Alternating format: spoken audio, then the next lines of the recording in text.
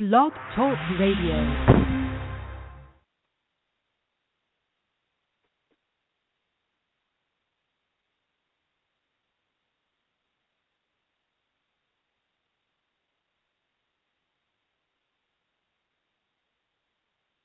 Now, can you just call me? Yeah, hi, guys. Thank you all for tuning in to GFT Radio Show live. We actually had a little connection issue, so please excuse us. We're all over the place. Something was going on. So we are live now. We do apologize again for that. Tonight's show is about, we're closing out our series of Women Speak versus Men Speak. Just to give you a quick background, our last show, the gentlemen were on. They discussed their issues and their viewpoints on a couple different things, and we'll have them on our after show at 11 o'clock, so please tune in for that. But this evening, myself and my co-host, Ms. Sarita Salter, you guys know her as Red or Sunny, we're going to do a little women speak. Tonight we're talking about relationships. Sunny, did you want to introduce yourself and add a little bit before we get started?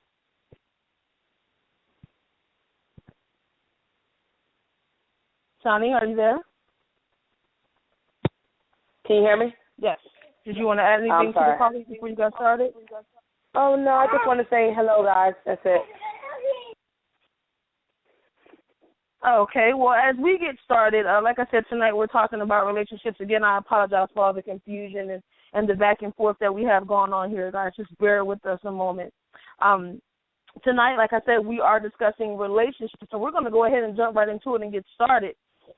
The first point that we wanted to make out regarding relationships is different conversational styles, how we speak to our men, how our men speak to us, or just in general when you're having a conversation. There are different conversational styles. For instance, men will directly ask what they want, or they'll directly tell us what they want, whereas women, we tend to drop in. A lot of times if you're in a relationship, you may feel like, okay, we've been together for X amount of time. He should already know that. Now, I'm going to be honest. I would have to say that men are definitely the simpler species of the two. I'll agree to that. But a lot of times women, just our natural selves, we like to delve in a little deeper. That's all. We want you guys to know or at least pick up on some things when we're in a relationship. And like I said, guys will just at least come out and say that, and I do agree that it is much easier to do that. But women, we definitely have to work on that. Sweetie, do you want to add on to that before we move on to our next point? Yes, I was going to just chime in and say that we do hint around. We expect them to know what's going on in our brain versus actually telling them. And guys more so, they like this is what I want. Right. And like I said, we could be. That's probably where our communication differs, because we assume you're supposed to pay attention and know, and guys don't, and we have to tell them. So it's better off, not hinting, but that's what we do. It's what we do by nature. Where right. Guys are a little bit more simple, Right. And just before we go any further, I'm sorry, we're so rushed and all over the place with the whole connection issue. If you guys are listening out there on blogtalkradioshow.com, you want to call in, the number to call in is 657-383-1155. That is 657-383-1155. Before we move on to our next point here, or actually, no, we're going to jump right into that. We wasted enough time here. Women prefer details, which pretty much goes into our first point. A lot of times, because guys are the simpler species, and I gave y'all a little bit of credit, but the truth is, sometimes y'all a little bit too simple. Yes. For example, amen. If my man asks me how my day is, he's okay with me just saying fine. Whereas women will say, let me tell you what happened today. Sometimes they want to hear it, sometimes they don't. But when you ask the question, a woman is going to give more details. Now, if you try and ask him that, he may just give you a quick response. So and they're fine with that. Also, in tying into that point, I think when it comes to relationships, a lot of guys compartmentalize, and women seem to think on a bigger picture. Yeah. With that, a lot of times when we see that there's an issue in a relationship, whether it's a friendship, business relationship, intimate relationship, whatever the case may be, we tend to kind of get on it. Like, hey, let's sit down and have a conversation. It amazes me that a lot of times a man won't have any issues until a woman has an issue. So when we want to talk, you'll either hear, oh, gosh, here we go again. You always want to talk.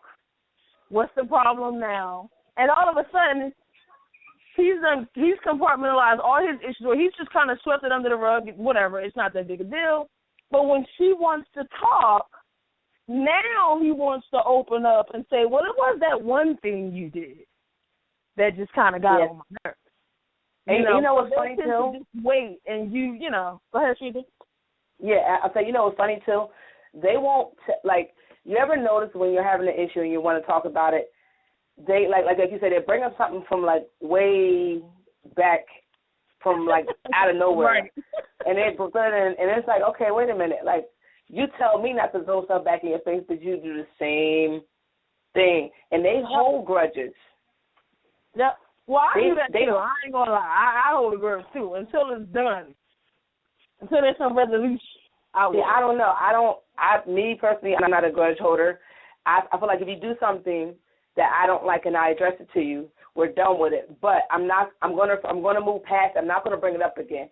But it's gonna be a thought process in my mind. So if this happens again, okay, but I won't say, oh, well, you did this last time and blah, blah, blah. I'm not gonna do that. I'm just gonna be mindful of that next time because it may happen again. Mm-hmm.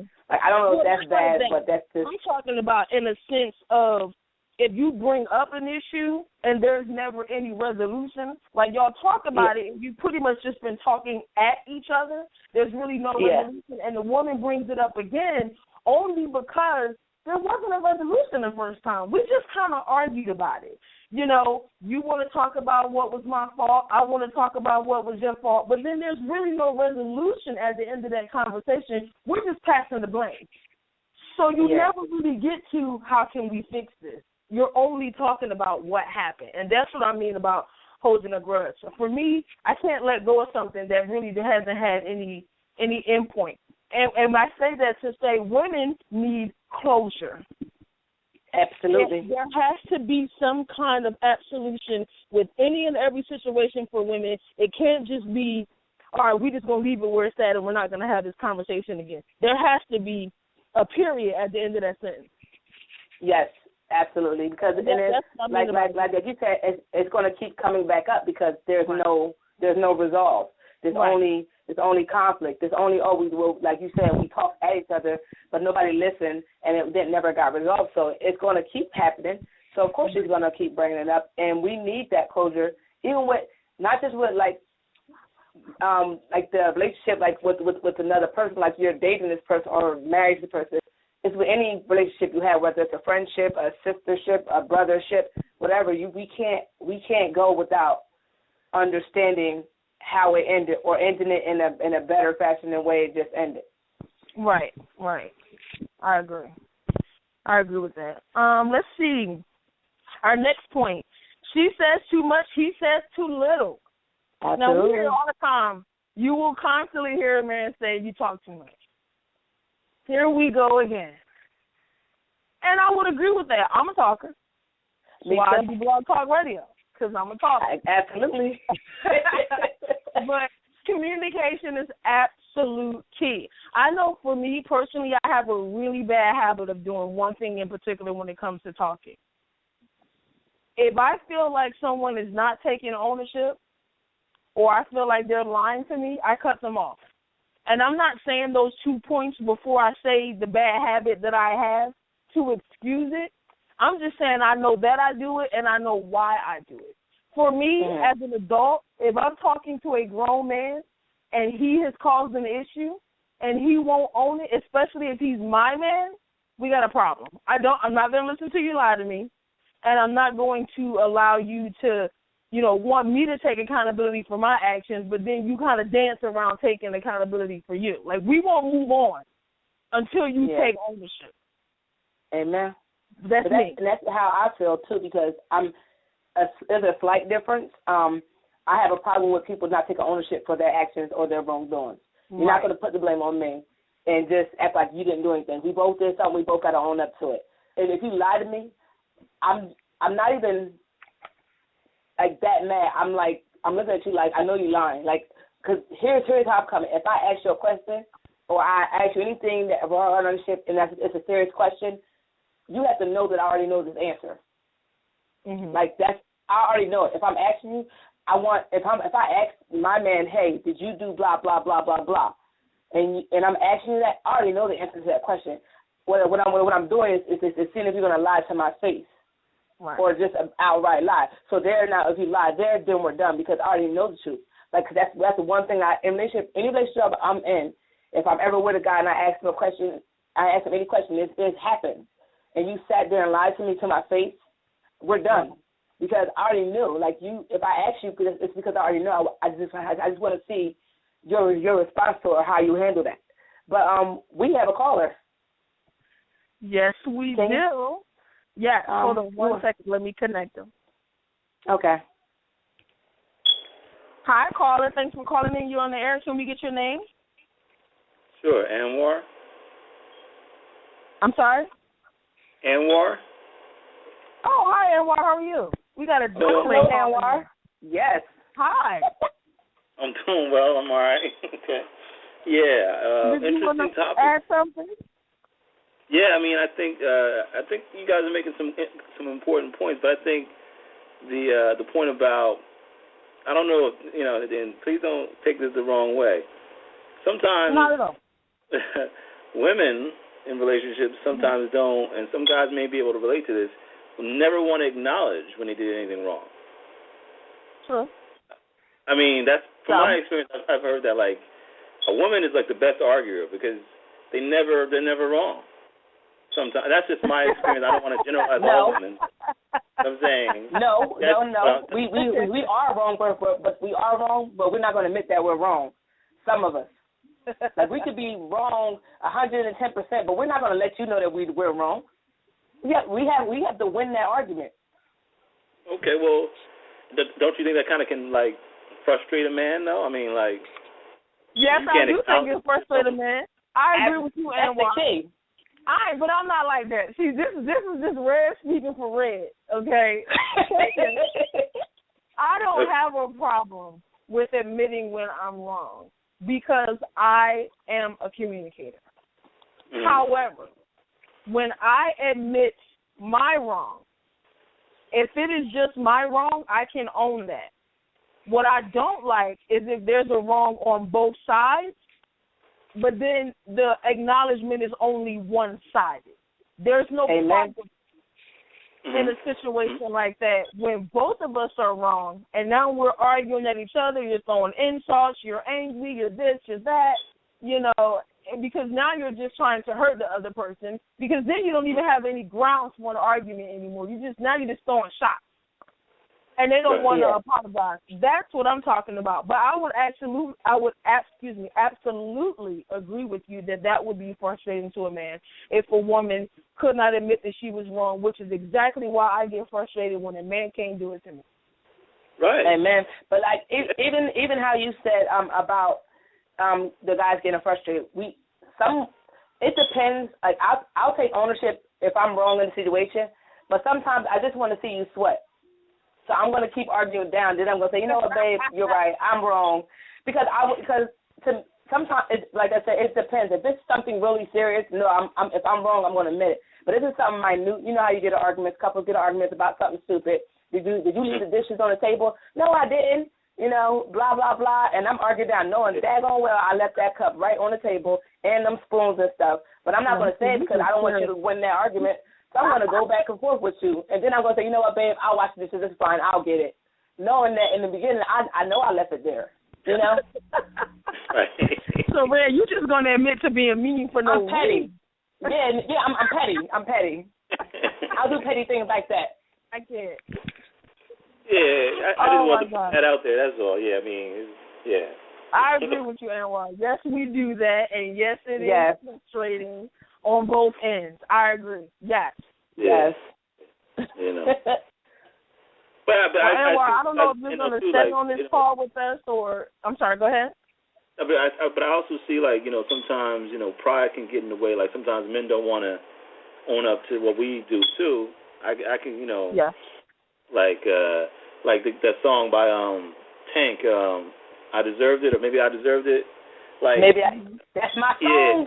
That's my go-to. I think it in took the background. Baby, what? Song like that. You know what I mean? Like, most guys don't talk like that. Like what they did, like, influenced the woman to go another way. You know, like to step out.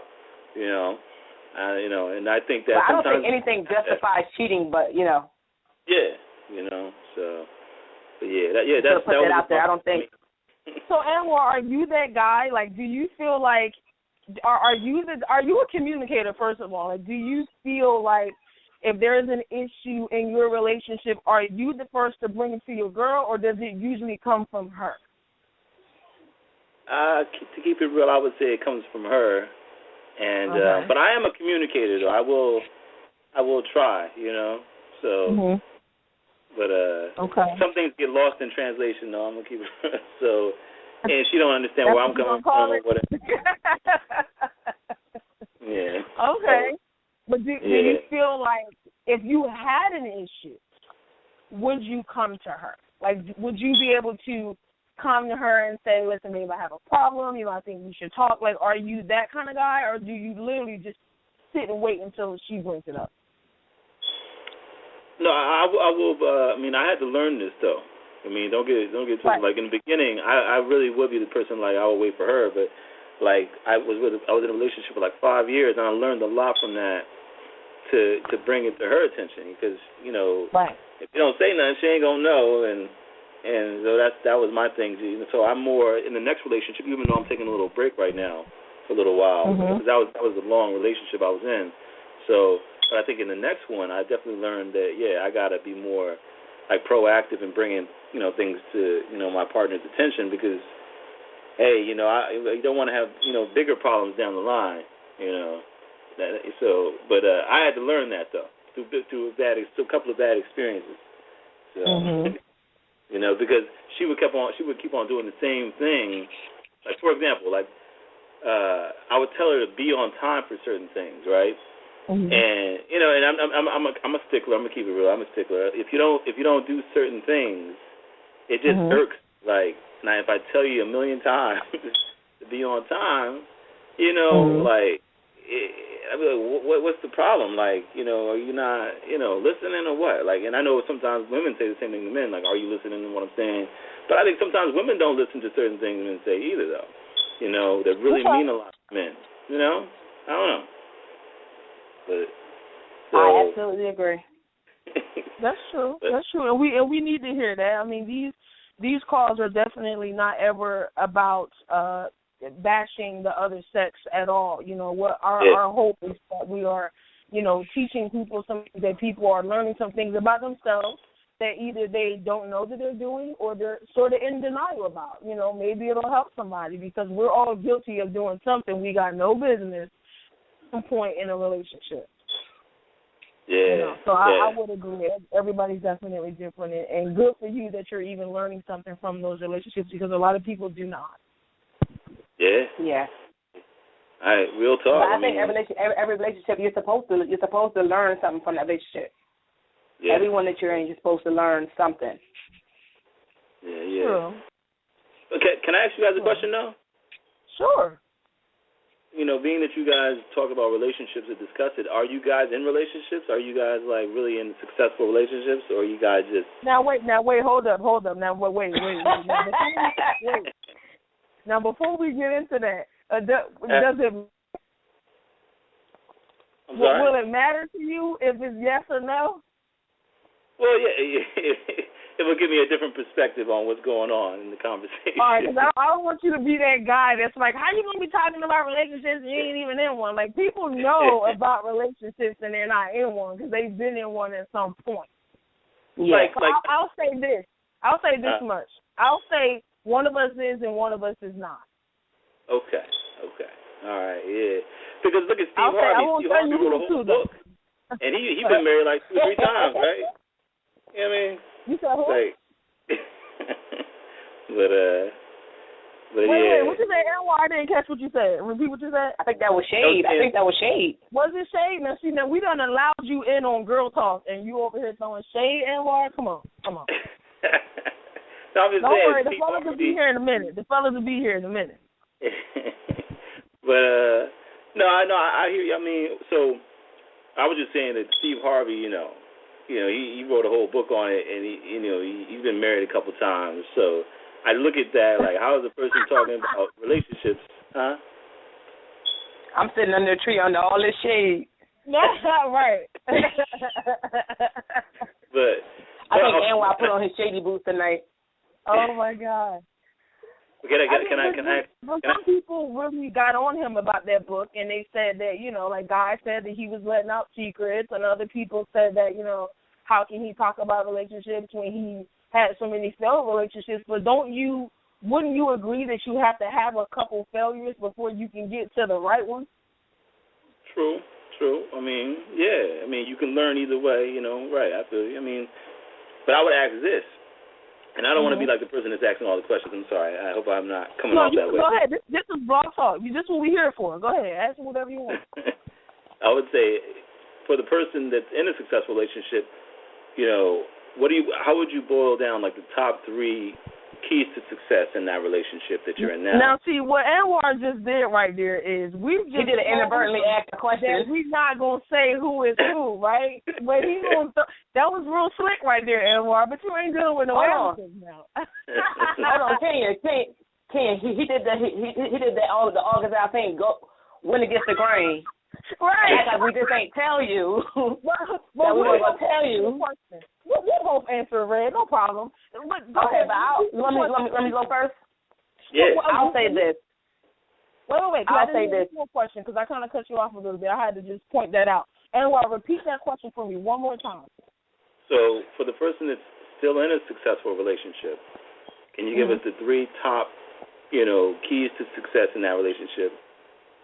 And for the person who's not in a successful relationship right now, the 3 things that went wrong in their relationships where you find that you're not in a relationship now. That's how he gonna do it, though. We'll just answer both questions. Okay, who you want to go first? I'll go first. For me, go ahead.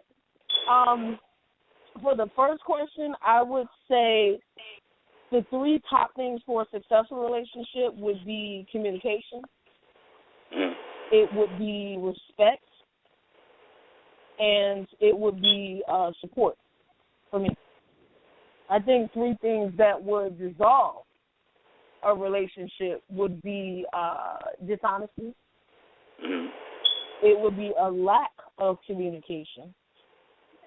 And for me, it would be a lack of respect. If I do not respect a man, things will change very quickly about how I interact with him and how I see him. Okay. Well, my reply to that would be basically what Kenya just said. As far as a successful one, communication. That's a big one. Communication is like the absolute key to everything. You have to communicate. Trust, which is borderline respect, same and the same thing. And for me, the third one, I would have to say, I can't even sum this up in a word, but if I'm gonna say it, like loyalty. But that kind of falls along the same lines of trust and respect. So those are mine. As far as the deterioration of a relationship, it will be lack of communication. That's most certain, because communication is key, like we said. If I don't trust you, we're not going to make it, because that's a major one, right up there with communication. And for me, another issue I would have, as far as relationship wise, I need someone that's going to be a good figure in my kid's life. So you have to be a good figure to be in their life. So if you're not, and you're always negative and you always have problems, then we're not going to make it. Right. So, and I'm going to pose that question to you, Anwar. What are your top three for maintaining a successful relationship, and what do you think will be the top three things to dissolve a relationship? Yeah, I think a lot of the things I just re-echo some of the things you guys said. Communication critical, I think. Second, I think is trust. I think trust is the foundation of any relationship, whether it be romantic or platonic or friendship, whatever. And then third, I would say commitment. I think commitment to the relationship, to the other person, even when things, which kind of ties into like loyalty and commitment. Like when things get rough, can you weather the storm, and really be a ride or die type of person for each other. I think that's that commitment, loyalty, trust, and communication. Now, as far as the breakdown of a relationship comes in, when there's distrust, lack of trust, definitely. Also, too, when there's a lack of support or loyalty, when you're doing things that don't really seem like they're in line with each other's goals, like you're not syncing up, and then third, I would say, lack of communication or miscommunication, or toxic communication, things like that, where you're calling names and insulting each other and things like that. Yeah. Right. Yeah. Okay.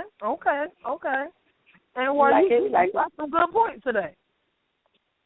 Now we're gonna move on to our next point, and while we have you on the call, and while we want to certainly get your take on this, I think the next point that we're going to discuss is listening versus solving, which kind of tied into what we were talking about a little bit earlier.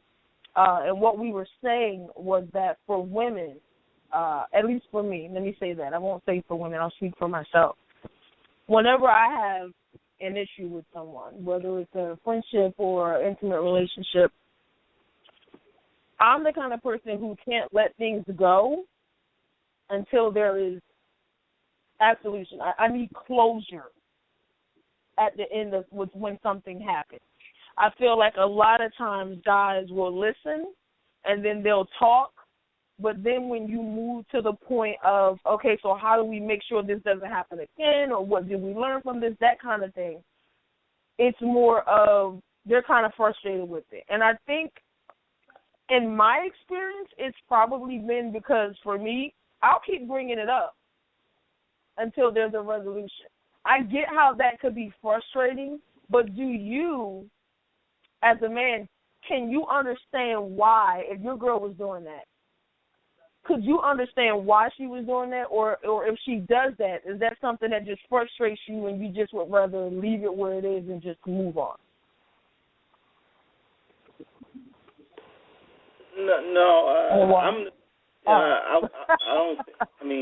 don't think I would just move on at all. I think I'm more of a person, like if I'm really into you and love you, I'm gonna try to, even though I'm gonna keep it real. Like sometimes I need a hearing aid.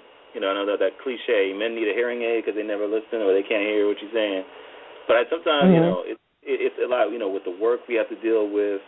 For me, I don't know about every man, but the work, the line of work I do, and the obligations I have. Like it's hard to, always just be totally receptive. When your girl's bringing all these things to you, like. And I think that's a part of it too. Not, and I recognize it's a part of like communication too, like not knowing how to like explain to my lady friend, hey, I had a long day. I don't know if I really can handle hearing all this right now. Like I just want to just chill or relax. Can we talk about it later or whatever? And I can understand how she might be like, well, I want to talk about it now. It's really important. But still, like sometimes, and I think this is a big part of relationship too, a lack of empathy. And that's what I think this is one of the things I should have brought up earlier, like where deterioration could come in, like where if you don't really understand where each person is coming from, like in terms of like trying to get in their shoes and like say, hey, you know, my lady friend really wants to talk about something. It sounds like it's very important to her. I can't just sweep this under the rug. But at the same time, you know, get into the guy's shoes. Like if he's saying, oh, I just came from work, it's been a long day, and it's like I just really just want to relax and have, you know, just be with you for the moment, just chill, just, you know. I think it's a matter of like, you know, not understanding or having empathy too. I think that's a big part of it. But I just to answer your question, I would say, yeah, I wouldn't run at the first sign of trouble. I would try to listen and try to stay committed to the situation as much as I could. Right. Okay. That was a cute answer, Anwar. I don't know if it was like the legit answer or if you just talking for blog talk. But that was good. I really, I mean, yeah. Well, I'm going to say my past relationships, you know, I had to learn this too. You know, again, trust me, I really sometimes sometimes I can be very impatient. You know, like I don't want to hear it. You know, like sometimes like I'm just trying to just, and I learned that just makes things worse between you and your spouse. You know, your friend or whatever, and so. I learned to just, okay, if this is really important to her, maybe I should listen to this, you know, maybe I should really, it sounds like it's important, you know, but sometimes you just want to watch sports and just chill out, you know, like sometimes you don't want to hear, you know, I just hope that women, you know, mate can understand that, whether, you know, that's all, that's my thing, but no, I really am, I learned a lot from my last relationship, you know what I mean, but. Okay. Well, we got one. Well, I have, you know, for my quick segment here. The next one I wanted to make is in a relationship. I feel that men are the more emotional of the two. Preach. I know several guys that will debate me on that, probably because women might yell or, you know, they might just start going off, whatever the case. And that is emotion, don't get me wrong. But there's different kinds of emotion. When a man gets upset, it seems like they just seem to be quicker to go to an insult or to go to kind of talk at you when they really don't have any ground to stand on. And what I mean is this. If I were to come to you and we were dating and I had an issue with you, and he says to me that he doesn't have an issue. Okay, so I have the issue. Then he comes sit down and talk to you. And as I'm talking to you, you not only all of a sudden have an issue, but you all of a sudden real passionate about it. Like you sound like you mad now. Only because I have an issue with you. Whereas if it's the other way around, at least in my experience, if I told someone, you know, I don't have an issue, but, you know, if there's an issue that you have, we can sit down and talk about it. We're talking about that issue. Now, that's only because with me, when I have an issue, I do come to whoever it is when I have that issue. I don't hold on to things. But I found it just really interesting that men are so emotional. When there's an argument, I mean, when you're in even in a regular conversation, they're all of a sudden super passionate. Unless you're talking about the relationship. Then I feel like y'all kind of go off on a tangent and y'all just kind of get defensive. Which is still... Because they pick at everything you say. If you say something and you misspeak or they misinterpret what you're saying, their emotions get the best of them, and then they're like, oh, I'm mad, I'm going to beat on my chest, and this is how I feel. So now I feel this way, so let me make you feel this way. So they say something like mean back. And it's like, okay, well, you need to calm your emotions down. Yeah. I mean, go ahead. Is that the pot calling the kettle black? Because women can be very emotional too. I mean, you know. We are. We're supposed to be emotional. That's normal. We are emotional creatures. We're supposed to be. But the problem is that men think, oh well, you women are emotional. Oh no, you men are too. But see, you men absolutely are too. But see, my thing is this: is there some what's wrong? And this is kind of like makes me think of something that a lot of times I hear in relationship talk is that like if a guy expresses his emotions, he's emotional. And being emotional is kind of like being equated with being like a wuss or not being manly enough. But that's the same thing with us, though. But that's the same thing with us. We're women. We're supposed to be emotional. So when you guys tell us stuff and we get emotional about it, why are you being emotional? What? That's normal. I'm supposed to react this way. This is my reaction. So now when we say, you guys go, oh, no, why can't we be emotional? We're not saying you can't be emotional. We're doing the same thing you guys do to us. But see, as soon as we jump in our emotions, oh, you and your feelings. You are too. So men can be emotional, but they can't be. But you don't want a guy to be crying all the time around you. But we can have emotions. Yeah, you can have emotion, but just don't be crying every 5 seconds. Like, no, we're not about to do that. Yeah. Like, I'm going to need you to be a man and have a backbone. Because men fear looking like they're wusses. They don't want to, But at the same time, we want to tell you how you feel. Like, I don't like this. This is not, whatever, And I think sometimes too, in the middle while you engage in having a intense conversation, like if you talking that way, we gonna get just as we gonna match that energy. Like people just match the energy. Like if you coming that way, I'm gonna come that way too. You know what I mean? What's good for the goose is good for the gander. You know what I mean? I don't know. Well, I don't know. Like I said, somebody has to be the bigger person, and I guess for me, if I'm so upset and I'm talking to my man, I just expect. If I'm in a relationship, I expect my man to, at some point, you should be able to calm me down if I'm the one upset and vice versa. If we're both upset, then, again, there's no resolution, especially if you never had a problem in the first place. Now, all of a sudden, you got one because I got one. Yeah. So you I don't expect understand. Because if she's yelling, then you yell, too. Well, what does that help? Yeah, right. Yeah. Or vice versa. Let me not say it like that because it kind of sounds like I'm blaming y'all. Or if he's yelling and I turn around and I start yelling, then I'm not helping it either. Right. We're just yelling at each other. Yeah, because don't we both have a responsibility to kind of calm it down or de-escalate it? Don't we both? It's not just the man. I mean, you do. That's true. But then if you get a good argument going on, you could just make it up later. I'm mad. You can't go to sleep mad. You got to fix it. I think you both have a responsibility, but I guess for me, I'm a little old-fashioned. I look at the man as being the head of the relationship, so at some point when it comes to calm things down, I'm looking for him to put his foot down and say, okay, wait, look, enough is enough. Like, we're doing too much. Let's just chill and come back later. Because a lot of times women, we start going and we can't stop, and that's just the honest truth. Yeah. And we get so upset it just keeps going and going and going and going. So if you don't stop it, and I don't mean stop it like shut up, I don't want to hear that. I'm not talking about that. I mean if somebody is already upset, talking at them won't make it any better.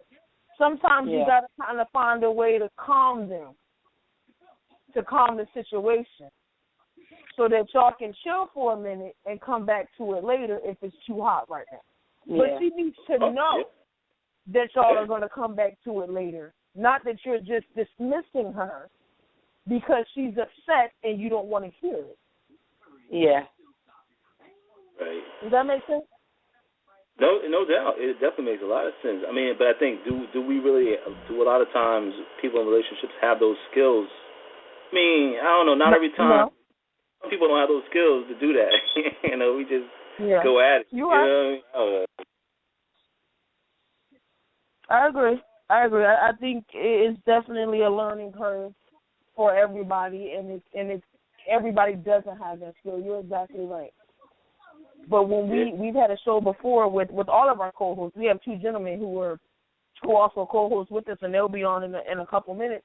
We had a show that we did a little while back where we were discussing relationships as well. And like you said, it is the responsibility on both ends.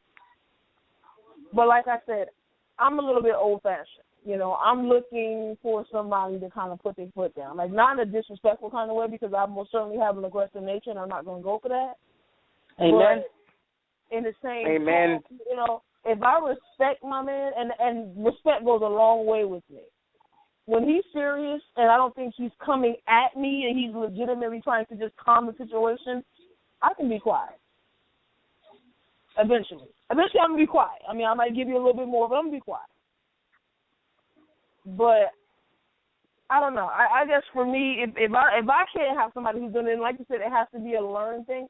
I don't think, this is the point I was trying to make a couple of seconds ago, but I was kind of rambling because I forgot, but y'all didn't even know that. But people don't have those skills. And I think a lot of people don't take the time when they're in a relationship to get to know their partner. Case in point, I saw a video the other day. These two people are married. And what the man said was, when we're in a relationship, we love people the way that we want to be loved. Just like the cliche, treat people the way you want to be treated. However, when you're in a committed relationship, you have to learn how the other person needs to be loved. Instead of, this is the way I want to be loved, so this is how I'm going to treat you. Well, they might not receive love the same way. Yeah. So even though you're showing them, and when you feel like she's not getting it, it's damn if you do, damn if you don't. It's not that. You just haven't learned the way that she receives it. So that's why she doesn't get it, but that's just who she is. And vice versa. You know, if a woman is doing that for a man who doesn't receive love the same way she does, she has to learn that. She has to learn him. Otherwise, you feel like you don't even know who the person is. It never works. He never receives it. She never receives it. Nobody feels it. The relationship doesn't work out. But I do think in a lot of relationships, people aren't learning each other. They're simply going by the mantra of treat people the way you want to be treated. And in the case like that, it doesn't work. I think that's true. I mean, there's a book out. I don't know if you guys ever heard of it. It's called The 5 Love Languages by Gary Chapman. Absolutely. And it's kind of like saying kind of dovetailing off of what you just said, how each person has their own love language. And Chapman, the author of the book says, some people like words of affirmation, like telling things like I love you or you look nice today. Other people, their love language is quality time, spending time with them, or things like that. So, each person is different. Gifts, some of them like physical. Yep, I've read that book twice. Exactly. So I think he's on it tonight. He's definitely representing for the fellas. I see you. Yeah. All right. Okay. They're gonna appreciate you in a minute. But Sarita, you wanted to add some other points as well before we bring the fellas in. Yes. I'm basically going to touch base on independence, women being too independent, and guys not being not doing enough. And I want to touch base on the men's expectations for what they're looking for in a mate, and the men and women different types. There are different views on marriage. So basically, with independence, us women, a lot of us are used to taking care of ourselves because we don't want to fall in that stigma of being a gold digger or a man taking care of us. So we take care of ourselves, but then we do it so much that a man really can't offer us anything, and we kind of get stuck when we meet guys. You get stuck and you get in that mindset, well, I don't need you because I can do it by myself, when actually you do need a man. And I'm thinking back to, I have to laugh at myself because I went to New York like years and years and years ago, and I bought this shirt that said, explain to me again why I need a man. And I, because I like saying shirts, and I bought that shirt, and I got different reactions every time I went out and had that shirt on. Somebody tried to explain to me why I needed a man. I was like, I don't need a man. I want a man, but I don't need him. But looking, but I was young, I was dumb, I didn't know any better, and I'll say that, yes, I'm saying that. You understand that you do need a man. You do. You're gonna live alone because you don't need anybody. You need people. If you live by yourself, you're gonna be a lonely person. You need people around you, and you need a companion. So yes, you do need a person. But how do you guys think about what do you guys think about that? I mean, I guess for me, for a woman, I was definitely like that for a long time, and I've dated before where a lot of guys would tell me that they were intimidated by me for different reasons. I know that my education was an intimidation. I know that the way I spoke was an intimidation. The way I carried myself was intimidation. And I guess for me, I didn't always look at it as a compliment. For them, it was a compliment. But then I had to think about where they were coming from. And I finally asked someone before where, I said, well, why did you say that?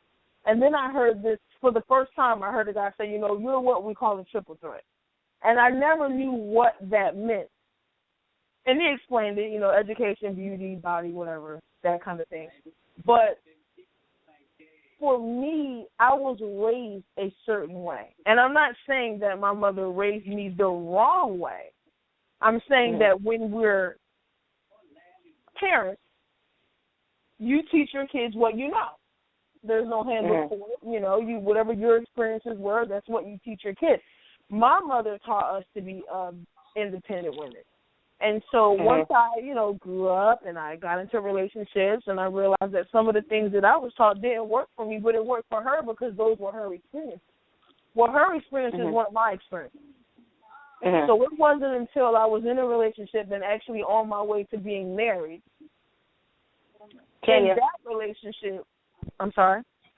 I'm sorry. We have another call on the line. Okay, hold on 1 second. Let me let them in. Hey, caller, you on the line? What's your name? Yeah. Oh, Mr. Wilson? Hello, drop. Okay, it dropped. Okay. So I'm going to finish this. He'll call back in. I think that there is a such thing as being a little bit too independent, where women definitely don't need a man. And that is emasculating to a man, to keep reminding him of that. Hey, hold on, Clinton's calling right back in. Hold on 1 second. Hello? Hey, Clinton, we lost you last time. Are you there? Yeah, I'm here. Okay, hold on 1 second because you sound like you about to go off. But Anwar, Clint is one of our co-hosts, Anwar, and he's not supposed to be on the show for another 11 minutes. So he's here, but we want you to answer the question Anwar, to go ahead and get your take on women and them being too independent. Have you had that issue? Like, what do you think about that, about women and their independence? Oh, yeah, I think that's a good question. Now, before I address that question, I got to shout out Clinton because, me and Clinton go back. He interviewed me for his blog, and I really want to thank him. And actually, it's a small world. I was on Twitter, and I saw that Clinton had put this on Twitter to tune in. That was the catalyst for me coming in on the show, so I really want to shout him out. Now, Anwar, all of that is real cute, but this is girl talk. Okay, y'all going to say that. We're not about to big him up on here. It's our show. We'll be on at 11. I wasn't allowed to talk on the ministry show, so we're not going to do that. I'm about to be real petty. 10 minutes, and then y'all can talk. But, Anwar, I want you to answer this question on the girl segment here. Okay. All right. Well, I think I've heard that before. I don't need a man. I'm Miss Independent, and Miss Independent can be very sexy in her own way. I think, a woman that takes care of her bills, does what she has to do, and doesn't really, is not a overly needy. She does what she has to do. But I think at the same time, I think that the idea that you don't need a man, like, it's kind of like it's a turnoff. Saying, well, if you don't need a man, then what's the point of me being in your life? Like, what, like, make me feel like I'm, because men want to feel special too, believe it or not. Like what I do or what I contribute. Emotional. You know what I mean? And when you say I don't need a man, I'm Miss Independent. I got it going on or whatever, and I think that can repel men or turn men away, and I don't think that's really attractive. When you say it in that way, but when you say I'm Miss Independent, I take care of my own, I don't need a sugar daddy, things like that. I don't need you to take care of my, because a lot of women will say, I can't wait till I find a man and, so I can stop working. Like, who says that? Like, You know what I mean? Oh, yeah, who said? Yeah, I don't know who said that because I need to be making my coins. I need to make all my coins. I cannot be sitting in the house cooking nobody nothing, cleaning nothing. I need to be doing something constructive at a desk, at something, doing something. Right. Right. That's a total turn off to me. For a woman to say like, I can't wait till I get a man so I can stop working. No, you know, when you working when we met, keep working while we after we meet. You know, so I think you could be attractive as a Miss Independent, but you know, when you start getting into like I don't need nobody, that when it becomes a turn off to me. Yeah, but but it's like when I was in that mode, I was young, I was working, I was taking care of then I only had one kid, then I was taking care of her. So my focus was making sure me and her were good. Like if you came to Guns Ride with me, I didn't need you to be there to take care of me, but that's how I was coming. Like I don't need you to take care of me. I can take care of me and her and maintain the household myself. But I understood as I'm older now, I understood that is a turnoff because when I met people down the line, it was a problem because I was demasculating men because I don't need you for anything.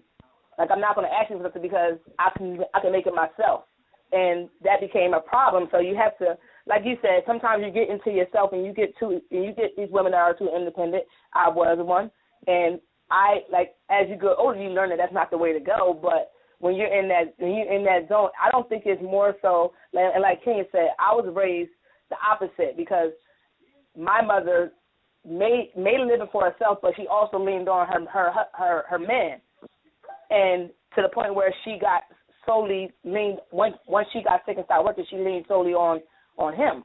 So when I saw that, I saw a change in their relationship, and therefore when I looked at it as I grew up, I didn't want nobody taking care of me because I didn't want to give them power over me. That's how I looked at it, and that's why I became the way I was. But I had to understand that that's not necessarily just because a man offers to help you out with bills and be there for you as a partner. Then you have to understand that it's not like he wants to take control of me. He actually genuinely wants to help me and see me do good. So let me, get on the right, do what I need to do, and we help each other. Exactly. Where it's like a partnership, right? More so, right. But yeah, I get what you're saying. But before we bring the guys in, I want to touch base on men and the expectations with their companion, their spouse, their girlfriend, and things of that nature. I just want to say that women, everybody has their standards of what they want in a mate. You have this list the type of person that you want. I think women are more flexible. I don't want to say that we're being like we're settling. Settling. Say it, because they do. Well, we're not. Well, some women do. But we understand that the mate we're looking for is not going to be perfect. He may have a good job. He may have good communication skills. He may have certain things that we want, but he may be lacking one thing. And we understand that they're not going to be 100% perfect. But guys, most guys that I've met or know, you have these 5 things, if not more, that say, hey, I want her to be this, and this, and this, and this. She's not that. I don't want her at all. Like, I think some guys are unrealistic to know that nobody's perfect. Nobody's going to match up to everything you want. They might match up to, like, 5 out of the 10, or not even 5, I'm not going to say that, like 7 out of the 10 bullets you have, but you won't take her because she's missing 3. And it might be something stupid, like she might not have an ass. Oh, well, I don't want her because she got all this right here, but she don't got an ass. Like, come on, But maybe that's just me. But what do you guys think? Not you guys, just Anwar. Clint still got. Yeah, Anwar. Well, I don't want to, I know Clinton may. I don't want to be like the only guy chiming in. No, Clinton ain't gonna chime in. Clinton got 4 minutes before he chime in. This all you, Anwar. Well. Don't worry, I got your back, Anwar. All right. Shut it. Mute his mic. So, I'm sorry. Can you just? I'm sorry. Answer the question.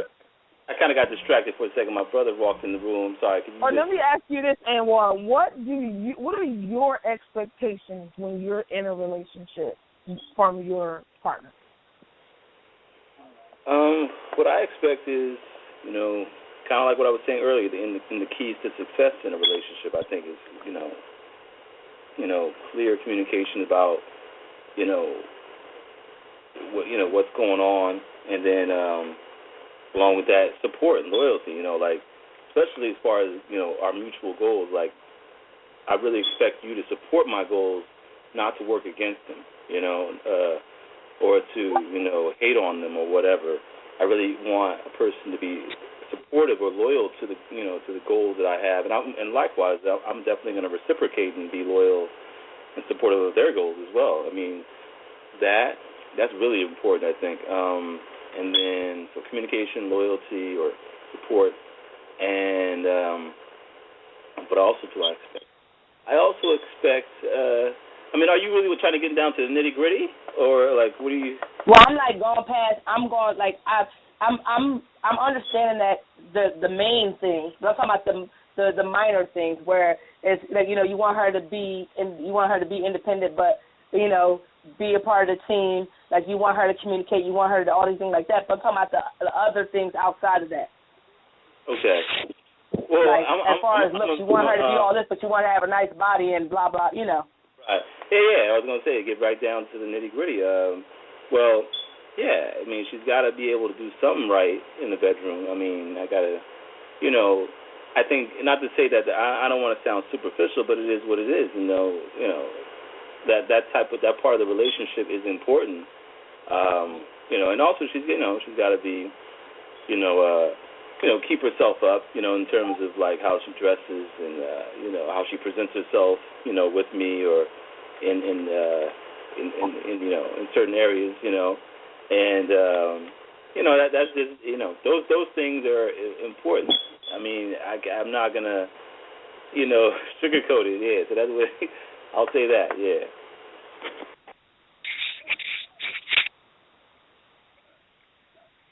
All right.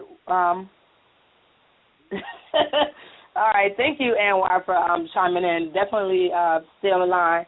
But before the fellas are like aiming to get in, I want to hit the last. I want to hit the last topic. Y'all can jump in. I know y'all are waiting for this one.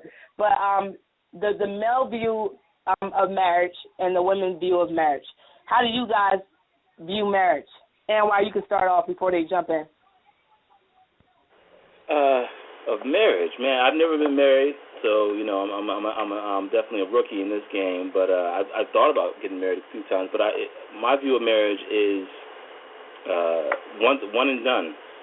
Make them vows. Yes, yes. If it don't work out, I ain't doing it again. I'm gonna be a perennial dater, I guess. If it don't work the first time, but that's why I say take the vows very seriously.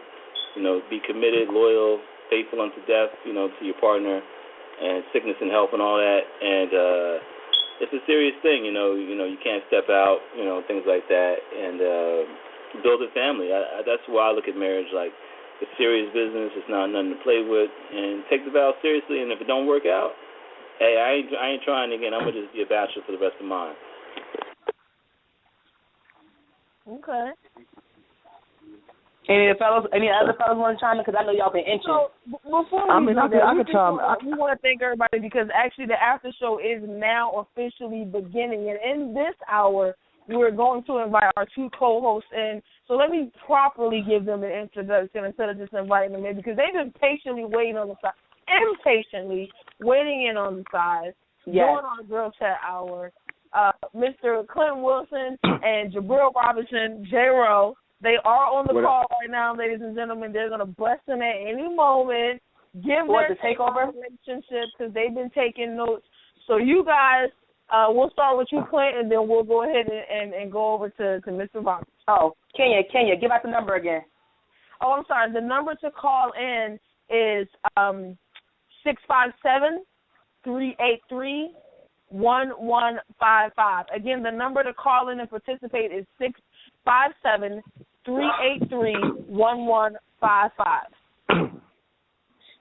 Mr. What's going on, y'all? Well, I'm gonna touch on the point He about. been waiting. I'm gonna touch on the point that she just mentioned about what's the man's view on marriage. You know, what I mean, I kind of agree with Anwar. Nah, I mean, one and done. But it's no, in my opinion, it's no. It doesn't work. You know what I mean? If it doesn't work, well, that's it. Like when you take those vows and we make that commitment, I know when I take those vows and I make that leap and take that commitment, I'm not trying to, you know what I mean, that's for life. You know what I mean? Sickness and health, the death do us part. So the only thing that's going to end that marriage is death. You feel me? It can't, you know what I mean, like, I'm not about to, shouldn't nothing petty come in between that, because that marriage supersedes everything. That commitment supersedes everything. Those vows supersede everything. So when times are at its worst, you know what I mean, that's why I married you. So for you to be here next to me when it's at its worst, to help me and for me to help you. That's the point of marriage. So when times get hard and people, you know what I mean, break up or get a divorce, I don't respect that. Especially people get divorced over money and stuff like that. What about separation? Separate for what? The separation is divorce to you? I know. I mean, like I said, I can only speak for me. Right. I can only speak for me. I can't speak for nobody else's situation because everybody else's situation is different. You know what I mean? But me in that situation, it should be no reason for us to separate. You know what I mean? We took the vows forever. Now, for it to be forever.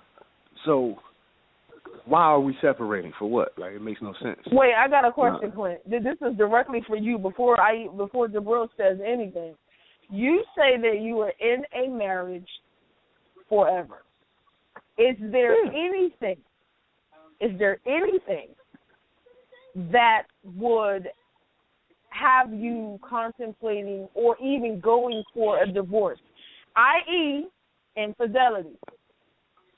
Do you feel like you were married and your wife stepped out and there was an affair, whether it was one time, 2 times? Okay, that can end that can end the marriage. Okay. Now, I mean, that can end the marriage. But my thing is, you know what I mean, before we get married, it should be no reason for infidelity. You see what I'm saying? In a marriage, like I don't but get it. But is that realistic though? What you mean? No. Why is that not realistic? I say that because there are so many people. Here's what I mean by that. I don't get married. The show that we did where people. No. Remember the show we did before, where we were saying there's a lot of people in our generation who it seems like they've been getting married just to say they did it.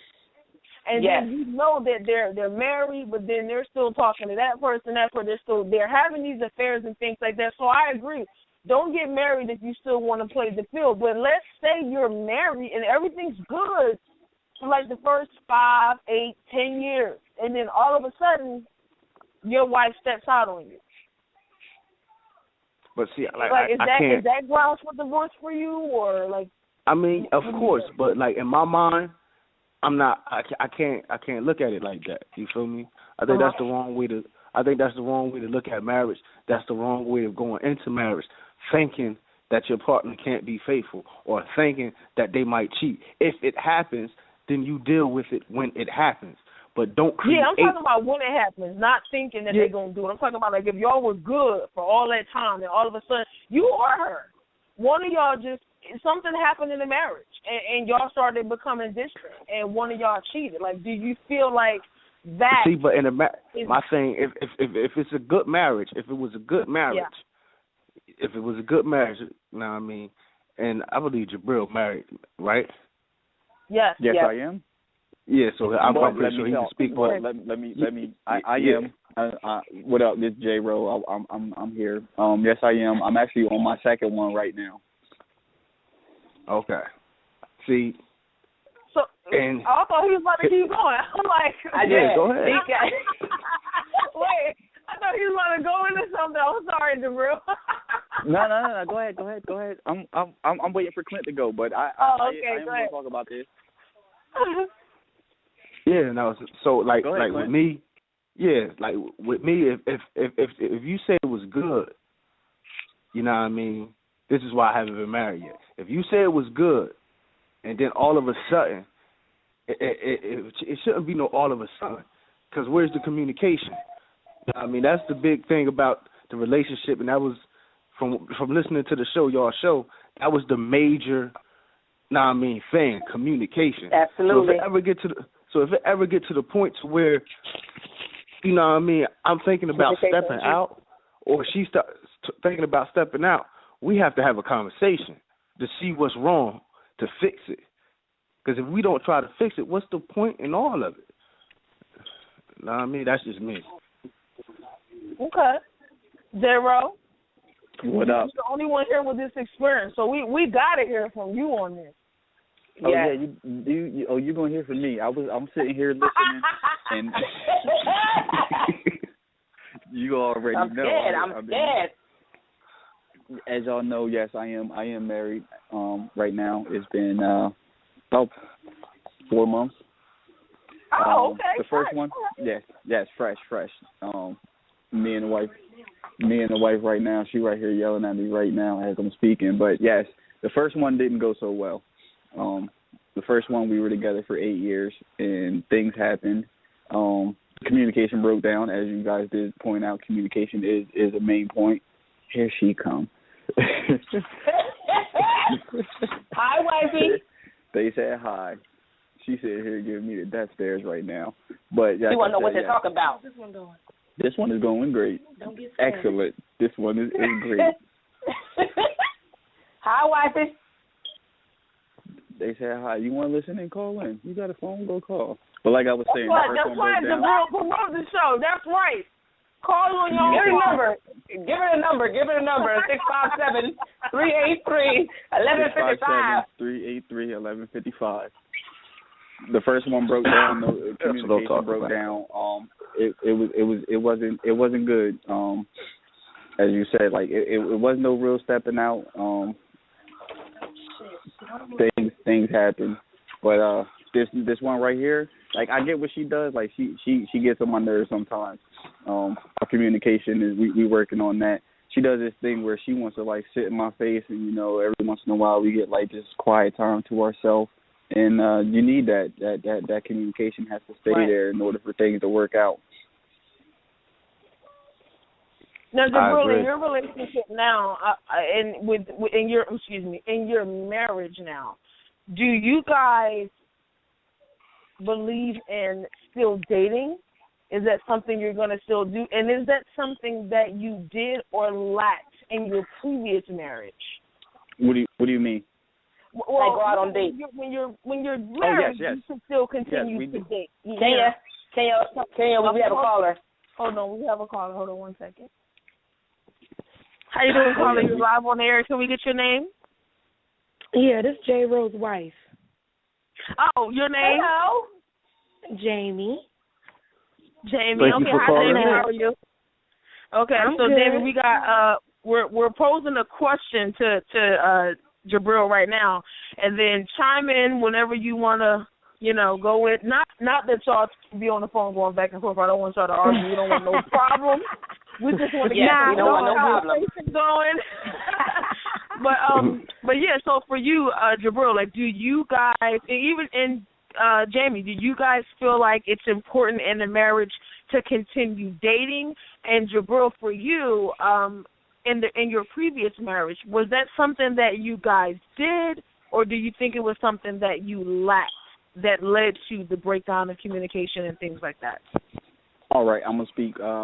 Right now, yes, we do. We still do the dating. We started out when we first. We've been together for 4 years. When we first started out, like it was. We were going out like every weekend. I mean, we still go out. I mean, we got kids and families and child, but we still go out. We made it a point that we'll pick a weekend out of the month. We'll hit up a different restaurant or go somewhere, something that we haven't done.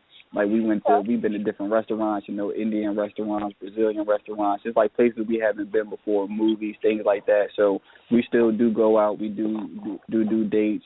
movies, weekends that we don't have the kids or things like that. We try to spend time together, just sitting here watching TV, things like that.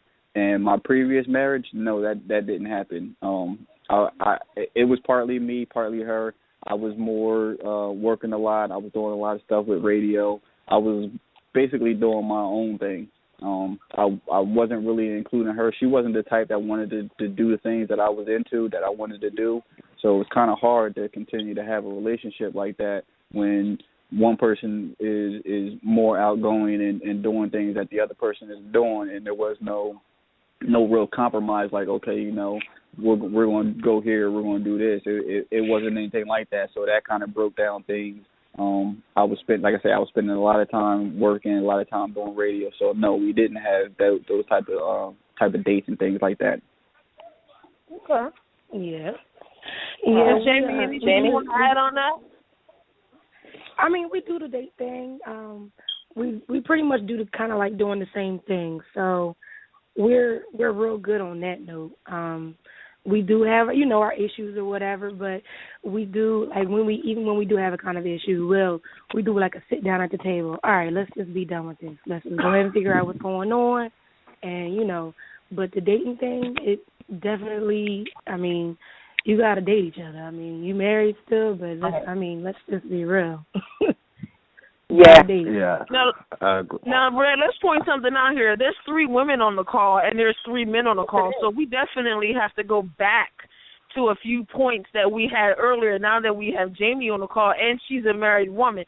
So we want to get her take on a few points we made earlier, because, of course, the guys, I know Jabril and Clint been taking notes the whole time for our show, so they're just itching to get some things out since they got Anwar on the phone. So Mr. Perfect. Girl, what were the notes you guys were taking that you want us ladies, myself, Jamie, and Red to get in on? Yeah, please tell us. Well, first of all, earlier, right at the beginning of the show, this is what females do. They try to, they really try to gloss it over and make it sound good, right? And try to make it sound good, but don't get too emotional on them, Clint. Yeah, right. I don't want to get too emotional. Because they call us emotional. We the emotional creatures. But they also call it the simple-minded. They call all men simple-minded earlier. You feel me? But they try to make it sound good. I never said that. Like we a bunch of cavemen. We can't formulate our own thoughts. To have a decent conversation. This was the point that was listening versus solving. Nobody said that, but that's what y'all heard. No, because they're emotional. They are emotional. Selective hearing. No.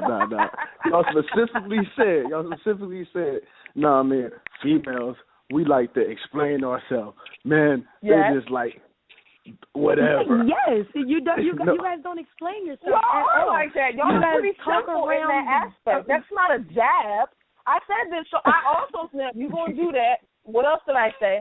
I said that you guys are the simpler of the 2 species. You guys Wait. What? Jay. Yeah? Jamie, how was work? Oh, you know what? Jamie, do not talk to that, Jamie. You're trying to set her up. You're trying to set her up, bro. Don't do that. I did the same thing. Babe, how was work? It was good. It was raining today. I know what the weather was. I know what the weather was today. I don't need to tell you. I don't need you to be a weatherman. Tell me. But like, what y'all want to get off? Amen. So when we see, it's either we don't explain ourselves enough, and then when we start explaining ourselves, we too emotional. That's not true. Which one is it? Which one is it? Which That's one is it? True. No, y'all just don't explain yourself. That right there is you just mixed up 2 points and tried to make it into one big point, and that's not even what we said. Yeah, no. This is what basically what we're saying is when we ask you a question, we get the short one-word sentences. We don't want that because if you ask us, that's like you walk in the house, we're mad, and you're like, "What's wrong with you?" Fine, nothing. And we let it go. Like, y'all would like to know something is wrong because you walk around here with the mad face on. You want to know what's wrong. The same way we want to know how your day was. We don't want to know it was good. It was great. The sun was shining. The moon beams were beaming, whatever. But we want to know more. Like, how was your day? How was work? Is everything okay? We want to know how are you in general, not know just one word answer. Y'all don't give an exactly. answer. Wait. The main thing you always get is how was work? Work was work. What the hell? What does that mean? Work was work. I mean, once we clocked out, we clocked out. Yeah, we ain't really trying to talk about work once we clocked out. Oh, really? That's how you gonna do it, Clint? So you gonna just come home and not communicate? You gonna come home and not communicate? Is what you're saying? I'm not trying to bring the job home. Or they Most men not trying to bring. Or they ask us when we explain. They like tune out. They don't even want to hear it. Baby, how was your day? Oh, my day was blah blah blah. Click. They in the refrigerator getting something to eat and sitting down watching TV. And we don't even listen to what we're saying. That's like that. That's like Kevin Hart. You know why? That's like Kevin Hart when he was talking about, he asked his wife how her day was, and she started going off on all this other stuff and throwing all this other irrelevant stuff out there. Y'all never get to the point. Y'all never get to the point. But that was her day, though. Like, how you just? Why can't y'all just say, okay, wait, clearly something's going on, and comfort her? Okay, well, all right. So if my wife is upset and I ask her what's wrong and she say nothing, but I clearly see in her face and her actions that something's wrong, and she say nothing, then give her a minute. Give her a minute. She might not be ready to talk about it right then and there. Okay, it might have been such a bad day that she needs a minute to kind of wrap that around her head and just be calm. She might not be trying to focus you, and she's so upset that if she starts talking about it, she might get emotional or she might go off on you. So sometimes it's not that she's lying. She might need a minute because her break might have been when she got home. She may have been experiencing all of that negative energy all day, and her solace was coming in the house and seeing you. Just give her a second. Okay, so why can't she say that? Get out my bubble. Or say no. No, or just say, okay, after you mad, but when you want to talk, come talk to me, because I know that you're upset. If I do know that, and I be like, and she say nothing's wrong, but I clearly see something wrong, and then a couple hours turn into a day or a night. You know what your problem is, Jabril? You know what your problem is, Jabril? Say no. No, but that's when you. But Jabril, no. Just give her a second. She trusts you. Yes. She loves you. She wants you to comfort her. I promise you, when she's ready, you will be the first person she comes to. Don't try to solve it. That's no different. Do not try to solve it. She being That's no different. That's no different from us not wanting to talk about work, you know. That's no different from us not wanting to talk about work. And let her come to you. Jamie, you're going to have to get Jabril a pass tonight because we kind of got him and Clint a little riled up over this girl talk show we had earlier, so they've been waiting impatiently to bust in over here. You're going to hear him kind of go off. I'm like, what is the topic? What are y'all talking about? Why you? Yes. All right, but you know what? When I'm irritated or whatever, and then I want to go ahead and talk about what I want to talk about, and sometimes I feel like it's Charlie Brown, like us going in one ear and out the other, and he ain't really listening. So it's like, you know what? I'm gonna just go on and stay to myself for the day, whatever. And then he come in my bubble. What's wrong with you? Nothing. Yep. See, y'all don't give men enough credit. Y'all don't like that, though. And guys, tell me if I'm wrong with this. I feel like when a guy asks you what's wrong and he wants to talk about it right then and there, the minute we say nothing's wrong or we want to wait, they tune out. So when we come back and we ready to talk about it, they already like, nah. I wanted to talk about it already, and you did it. See, that's not fair, though, Jabril, because if the issue is with her, let's be serious for a second. If the issue is with her and she has a problem and she's not ready, you have to be ready when she's ready because it's her issue. It's not yours. Nah, man, y'all answering your own questions, man. If no, y'all we're not answering the question. Listen, he just answered the question, and then I just said this is why women do what they do. You just said. True. You just said that men. Right. You said y'all just said when men ask and we don't get the initial answer and y'all want to wait, we tune out, right? Right. So y'all know this, right? Hold on. I feel like that's what y'all do, and Jabril said that's right. Of course, y'all know this. No. So why? I just asked. I stated that, and you said that was correct. So now I know that you do it. Not all men. I know that you do it in a situation with you and Jamie, Jabril. If she said not right now, right? No, she don't say not right now. She'll say nothing. No, I'm just saying. Okay, so let's say she says nothing, and then the next day y'all laying in bed, and she's like, you know what? Yesterday was just bad. But you've already tuned out because you asked her at 5:00 yesterday when she wasn't ready to talk about it. She's saying that when she's talking to you, she feels like it's going in one ear and out the other one. It seems to me, in my experience, let me be politically correct with Clinton over there because he coming at me. You know what I'm saying? I thought they take every word and take it so emotional. They're so emotional. In my experience, if I tell a man, listen, you know what? I just don't want to talk about it right now, right? And then I want to talk about it later, but you're not listening because when you was ready to hear it, I wasn't ready. But if it's my issue, especially when you married, you're going to have to get ready when she's ready because it's her issue. It's not yours.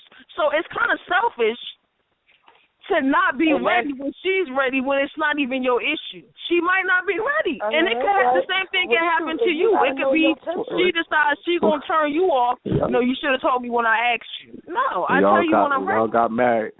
Real, y'all got married. Y'all became one. So her issue is your issue. See, now you just being unrealistic right here. Well, my thing is, my issue was with you, and I ain't ready to talk to you about it right at that point. See? So this is talking about brothers is emotional. They be like, nah, tell me now. If I'm about to turn up, and I already know I gotta cool down for a second, that's how me and Real do. Like if I got an issue with him and I'm irritated or whatever, if I'm on like 10. I need to go cool down, or I'm going to say some things that I probably shouldn't say, or it's just not good for our communication. So I'm going to go to myself, get myself together, figure out a good way to go ahead and talk about my issues, and then that's how it's going to go. If I say it right then and there, I know my mouth, and it'll get us there. Yes. I take all my women. time we got a tongue of hear what I got to say when it's time for me to say it. So, see, that's what I go. In all seriousness, that's how I go. That's how communication. That's where it go back to communication. We keep saying communication like it's one uniform thing for everybody. Everybody communicate different. Everybody communicate with their partner different. You know what I mean? So it's certain things you should already know. Now I mean, especially if you've been in a relationship for a while and you're married, you should already know somebody's body language. That? I just said in all seriousness. So. But you just hold said. Hold on, let me finish. Hypocrite. I like it, Clint. Go ahead. Let me finish. If you already know, if y'all already know each other, you feel me? Can't nobody communicate with Jabril the way his wife can. Now I mean, can't nobody. Now I mean, vice versa. So they know each other. Now I mean, temperaments, body language, whatever. So she should. So when situations like that arrive, you should already know. All right, now I mean, it ain't time to talk. She don't want to talk right now, or he don't want to talk right now. We'll wait on it. Now I mean, that's why I say that. He tried it. Clint, you just tried it right there, son. You just tried it because now you saying he should already know. But that wasn't what you were saying a minute ago. Like, you talking about that, they go back to communication. No, I said you should know, too. I said you should know. That's what it goes down to communication.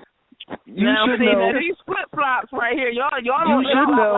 Like LeBron. Son, you see it? You see it? Pick the team. He was on Miami, now he's back on Cleveland. Come on, pick a team and stay with it. I like it, Clint. I see the ladies is having the impression because we just flipped you just that quick. Jabril and Anwar didn't even know Anwar sleep. He ain't said nothing the whole after show. He don't even know what's going on. Anwar, where you at? You sleep?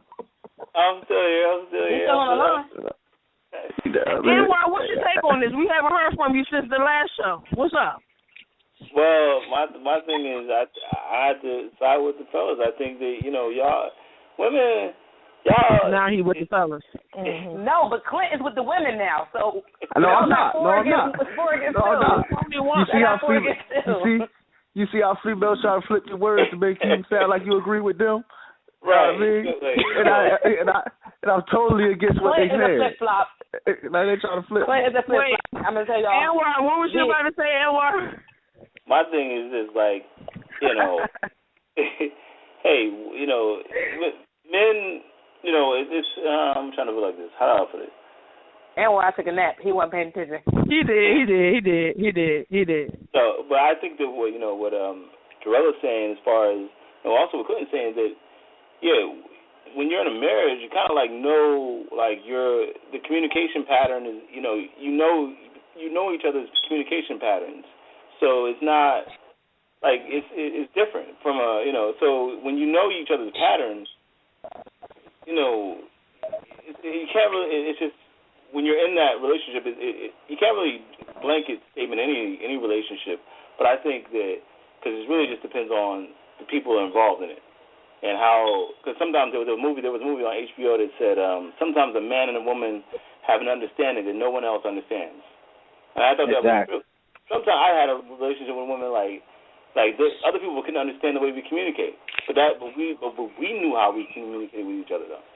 So I think that's a big part of it too, because there's nothing really like a blanket way of doing it. But I think there are general things that you can do to be more successful in a relationship. But each relationship is different in how like we talked about the love languages. Mm-hmm. Like some people like words of affirmation, some people like gifts. Some people like, acts of service, whatever. So it just and when you're in an intimate relationship, you learn those quirks, those habits, those patterns. So I just think you got to work with what you have, given the people that are involved in that relationship. That's my Anwar, I got a question for you, Anwar. I'm glad you said that. Okay, because in the previous show, what you said was. All right. Okay. I feel like I gotta keep reminding these guys, that we are paying attention. Anwar, in the previous show, we had a discussion about certain things that have to be learned. Some people don't know, and there are plenty of people who get married and don't have these skills. So what if two people get married? We're gonna use Jabril and Jamie for this instance here. Jabril and Amy got married. Okay, and there was a couple of things that they didn't know about each other. They knew that they loved each other, wanted to be together. They'd been together for 4 years. Everything was great.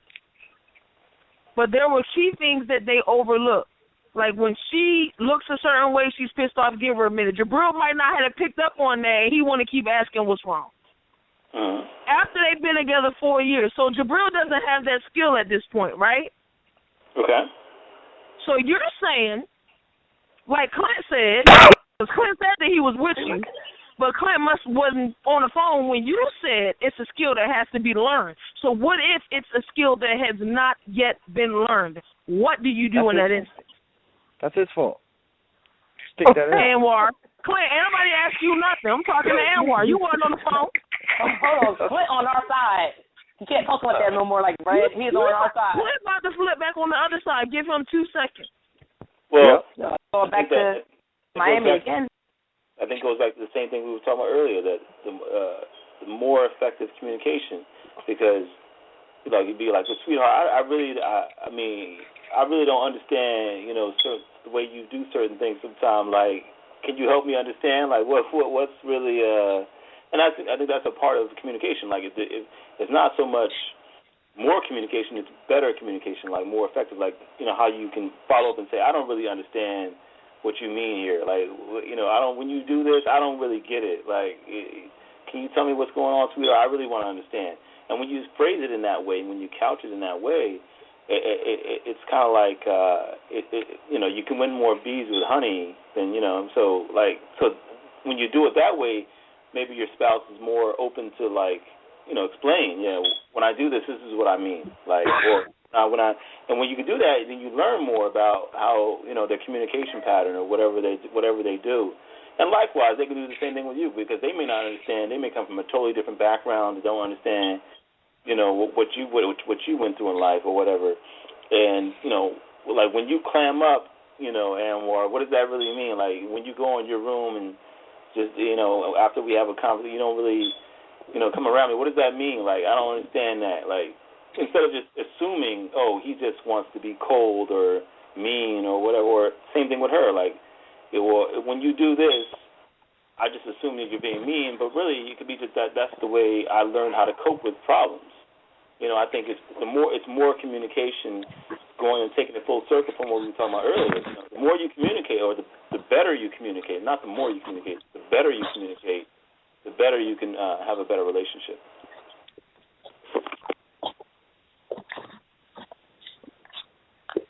I agree.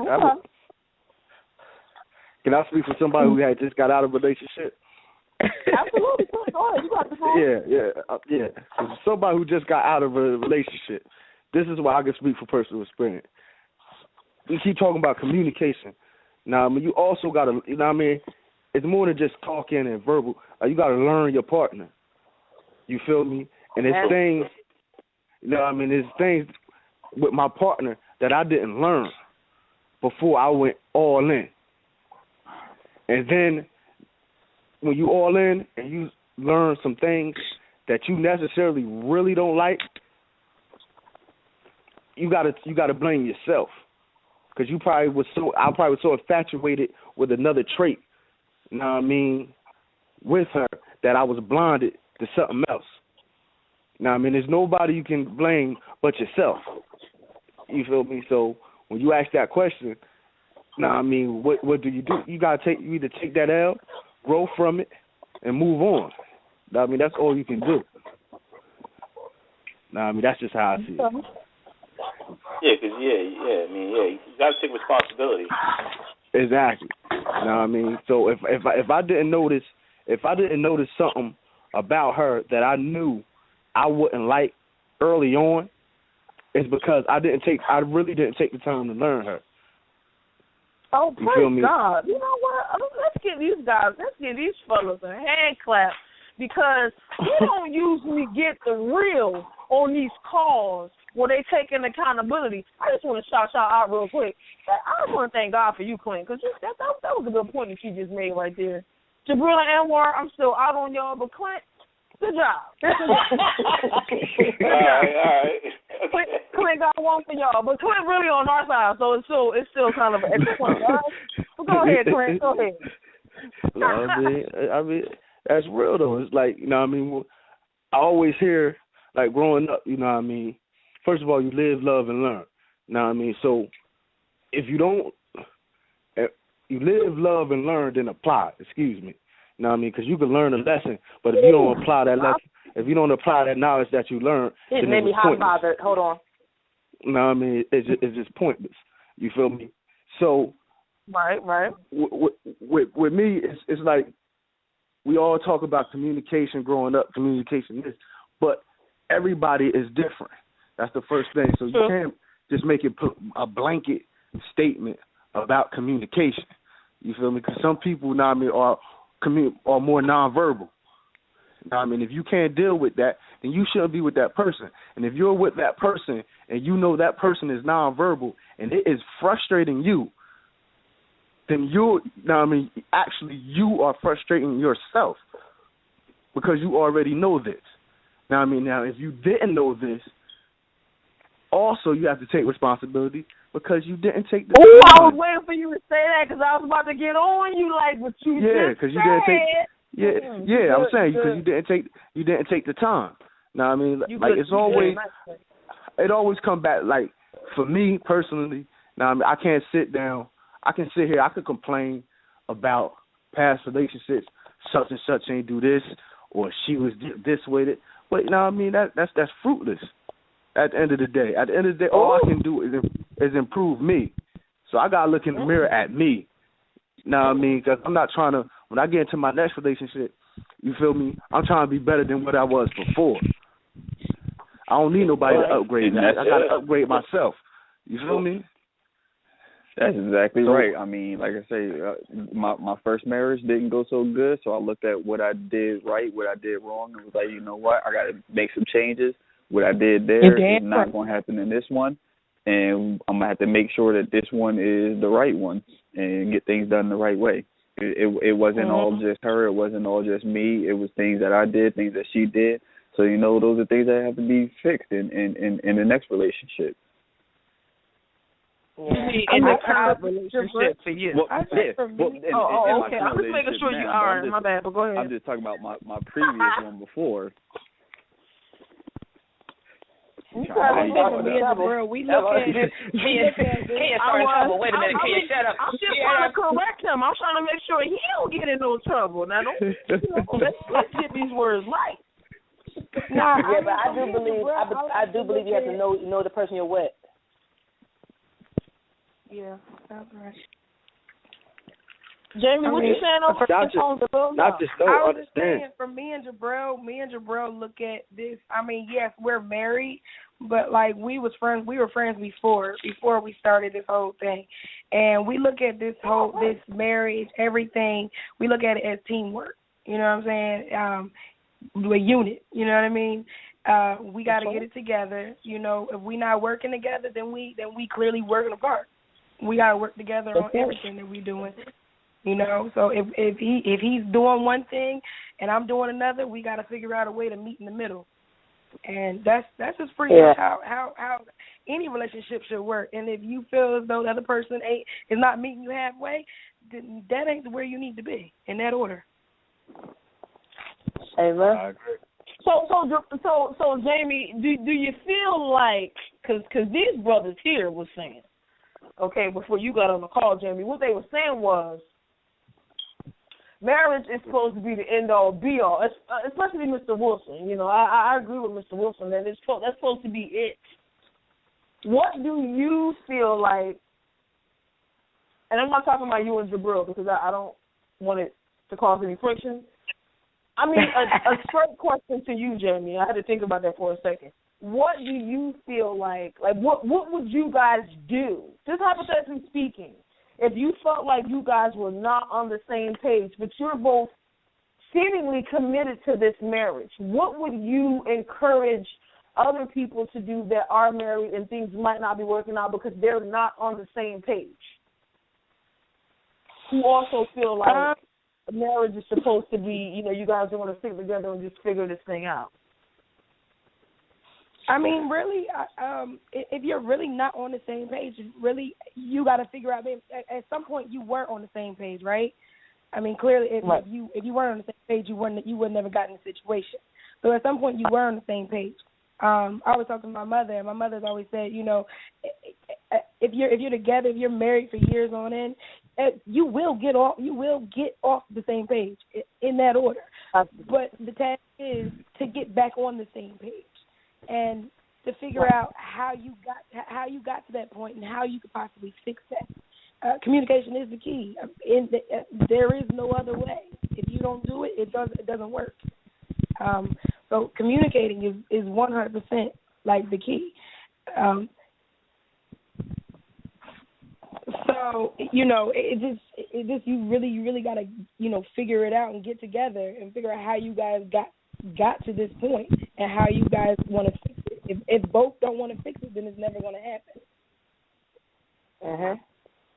Jabril, you want to chime in on that, brother?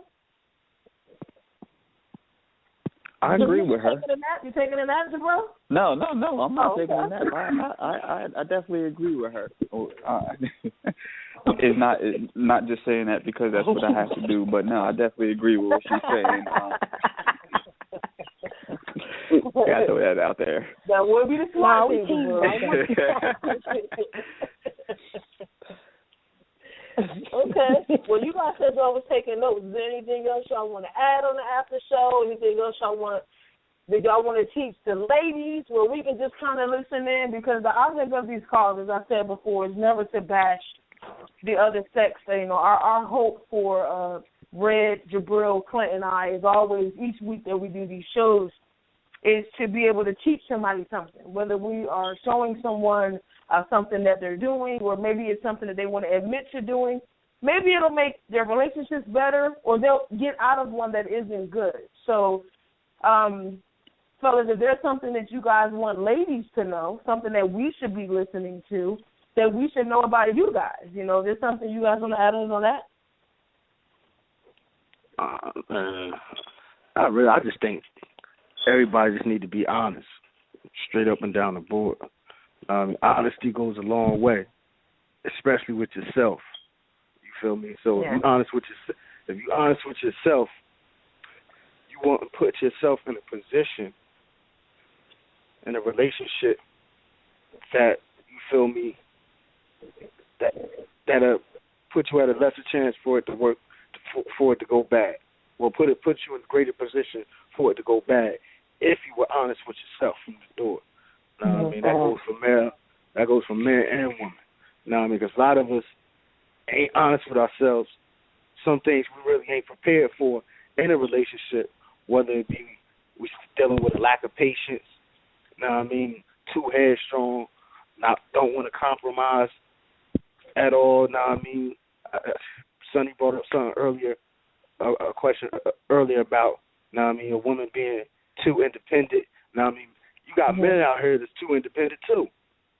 You know what I mean? I don't know female. Yeah, like, and if you don't, for real, you got a lot of men out here like only see a female as an object. You see what I'm saying? Let's revisit that because I didn't know. Yeah. Okay. Yeah, you know, women know that. I got you. Especially the man that got some, you know what I mean, got some type of power. You feel me? No matter on what level it is, he feel he got some power, whether it's monetary, whatever. So, you know, like Sonny said, we're not meant to be alone. You know what I mean? Right. Nobody is meant to be alone. You know what I mean? We're social creatures. We need somebody to be with. You feel me? But we also have to be honest with ourselves. You know what I mean? In our position in life and moving forward. And that's the issue with a lot of relationships. People not honest with themselves. You know what I mean? Some people just want to be with somebody to say they're with somebody or they got somebody. I know people who are married and who are not happy at all. You feel me? I know people in just regular, intimate relationships who are not happy at all, but they can't stand the fact of being alone. So they sit there and weather that storm, a storm that they don't need to weather. You feel me? So my thing is I know a couple people like that too. Yeah, so that's my thing. Like, everybody just be honest with themselves. It'd be a lot less. Everybody be a lot less stressful. You know what I mean? Like, things would be a lot easier. That's my opinion. Anybody Jabril, else? anything you want to add, sir? Anwar, you guys, anything you want ladies to know that maybe we should know that would actually help us with our relationships or some of our relationships? My big thing, like we talked about earlier, is communication. You know, just making sure that you guys have that communication going. We seem to have a better understanding of things right now. You know how to, and that's a big thing. Like the communication is a major thing, a big thing. So just that right there. You know, keep that open, keep that going, and you'll pretty much have things going good for you. Okay, let me rephrase my question because these answers y'all giving are real cute. But what I'm saying is there something, fellas, that you, well, not you, Jabril, but Clint and Anwar, well, Jabril, you too, whatever, just in general, something that women should know about men so that we can better understand y'all as men. Is what I meant. I mean, everything, we're not stupid, first of all. You know what I mean? So everything, sure. We understand. We understand y'all.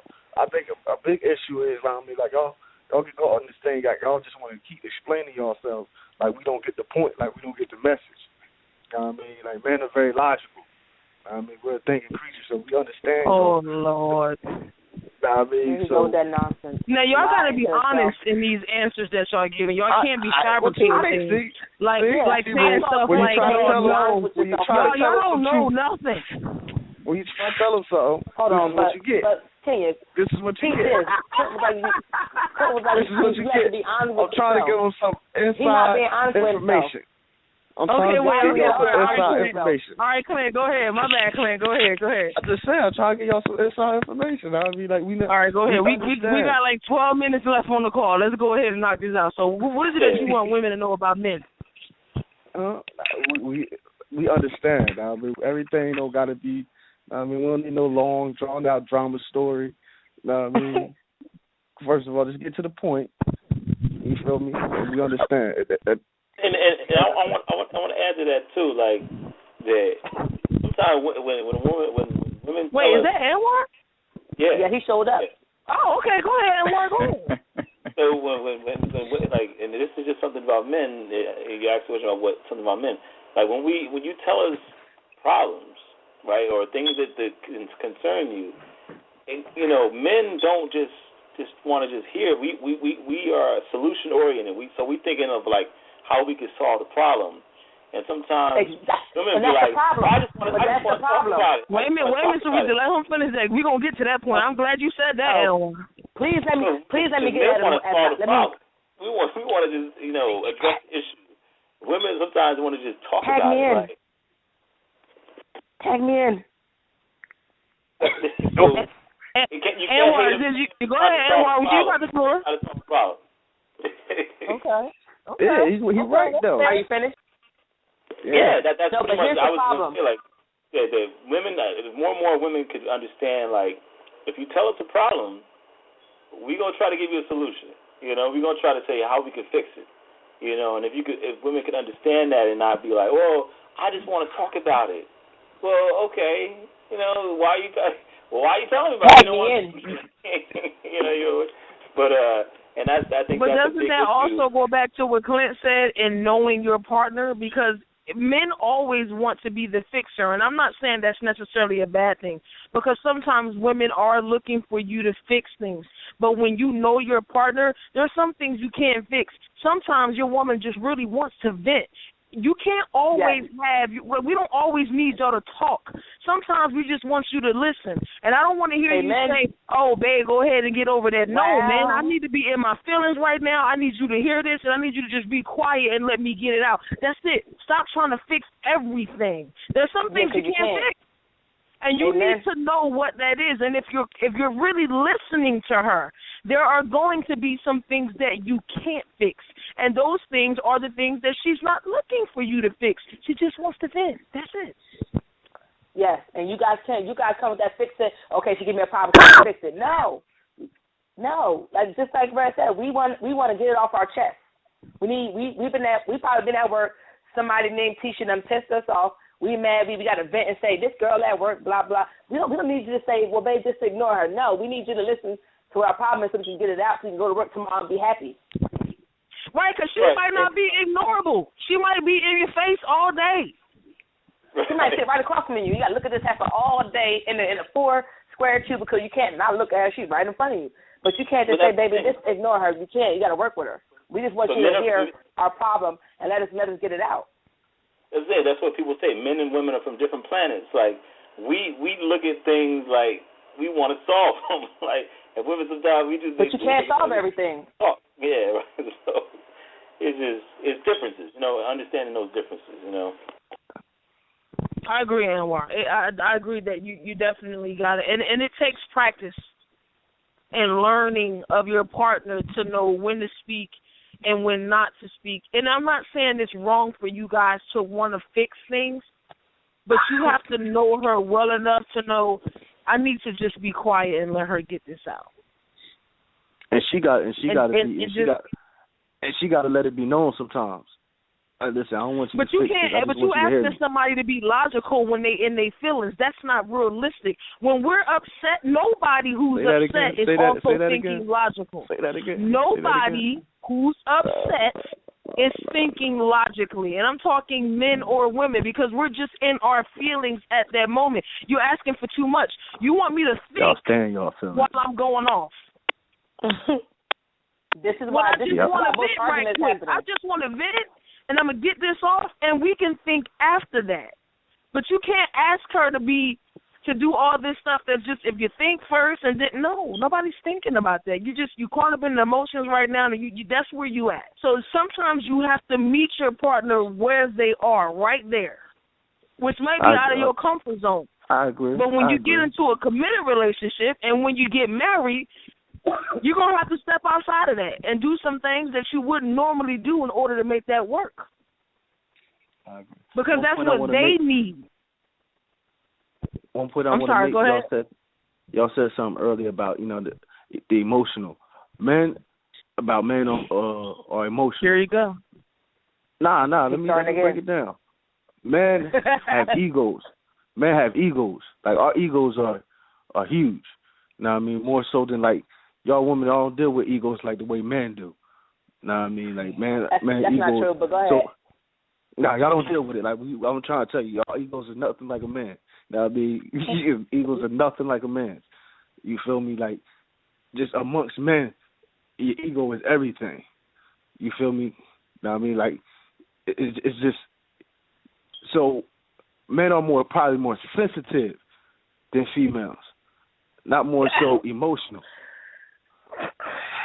Not more so emotional. Men probably more emotional, sensitive, all the same thing. Nah, no, it's not the same. I was going to say, it is. It really is. It ain't the same thing. Tapping into your little feelings? Yes, it is. It's not the same. It's not the same. Because when you're emotional, you're more so acting out. It is. Nah, I mean, when you're emotional, you're more so acting out. A man probably not going to always act out. Nah, I mean, he'll hold that thing in. He'll hold that in. Man, emotional. Really? He's not dealing with it emotionally. He's dealing with it internally. It's the same thing.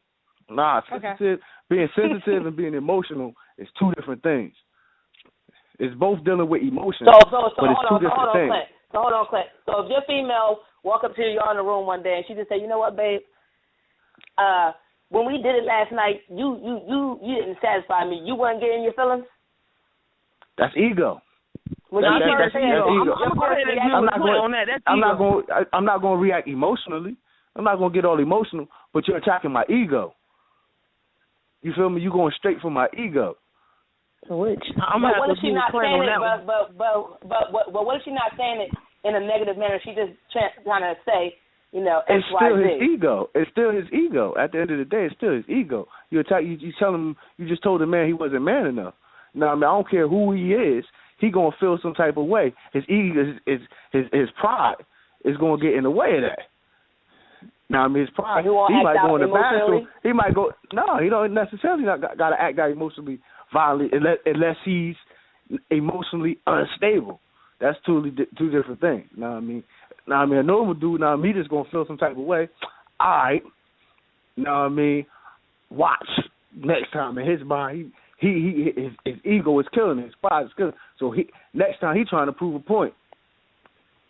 Now, I mean, if he can. At the end of the day, it don't necessarily have to have him being emotional. Now, I mean, like I said, it's just his ego, which is two different things. I'm telling y'all, look it up. It's two different things. Being sensitive and being emotional. He ain't just tell us to use Google though. We ain't in the 5th grade. We ain't gotta look it up. That's what we got y'all for. But in all seriousness, I think these calls are great, and I think it's really good that we have both males and females as co-hosts on our shows, because we need to be able to have a male and a female perspective each time, because we won't always agree, but we can respectfully disagree. So even though we think when you guys are doing a certain thing, to us it means something else. But I think it's good for a cause like this so that you can help us as women better understand, well, no, it's not what you're thinking, it's that. Because we don't think alike, So I appreciate that. I mean, I would agree with Clint on that one, that it would probably come off more as, a strike to their ego. But a lot of times women are looking at it like, why are you being all emotional about it? Because it's a strike to my ego. So I get where both of y'all are coming from, though. Yeah. Yeah, like men are prideful creatures. I mean, we really deal with emotion. We deal with pride. You feel me? I feel y'all. Well, listen, we got 5 minutes left on this show, so is there anything else anybody wants to add before we get ready to tune out? I just want to say thank you to the callers for calling in. You guys letting your voices be heard, joining in the conversation, even calling the show, take the time out to listen to what we're talking about, and then join in. We appreciate you guys. Like I said, thank you for calling in. That's like a major thing. Thank you, Jamie. Thank you, Anwar, even though you were like the perfect guy on the phone.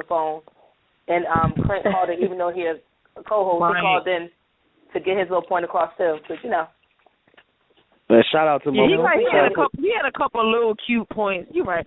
Jabril was good though. Jabril was good. Anwar was good. Shout out to my brother Anwar, man. I appreciate you calling. Because Anwar was like the question, the responses that Anwar was giving, we was just wondering if that was reading out of a book. A plug. He was reading out of a book. Was it a plug to just let these females know like he's single or he? I don't know what that was. I don't know. I don't know. Anwar was reading out of a book. But it was good though. It was good responses, Anwar. All right, well, I'm a scholar in arms, shit like that. That's what I'm talking about, brother. That's what I'm talking about. I like it. You guys are terrible. But I think this series was really, really good. I'm sure this won't be our last. We'll be back on it again talking about something else. Right. Well, getting our points across, let you guys get your point. Right, and earlier this week we had mentioned that we were going to be making some exciting new changes for the show. Recently, those of you guys who are listening in, and for those of you that called in, we've been doing the show every other week just to kind of get used to things, and you guys have been ever so patient with us, and we thank you for that. However, we're going to turn it up a notch, and what we want to do is we want to get serious with this thing, and we want to actually start doing a show every week. So as opposed to doing every other week, you guys will hear us here every day at a new time, 10 o'clock, every Thursday, and we will continue to run these shows 1 to 2 hours. So we're still working on that, so bear with us on that. But we will be there every Thursday at 10 o'clock, so we thank you for that. We do not have a topic for the next show. We are waiting for you guys to shoot that into us on our Facebook at GFT Radio Show. You guys can reach us on Twitter. Sarita and Jabril and Clint will give you those in a second. Definitely check out the show, gftradioshow.com, where this will be posted in the next couple of days. You guys want to shout those Twitters out before we end the call? Yeah. J-Ro, I'm social everywhere. You just type in J-Ro, you'll find me. Twitter, Facebook, Instagram. There you go. I'm very social. JRO609. Get at me. Clint, I am Sunny. Oh, go ahead, Clint.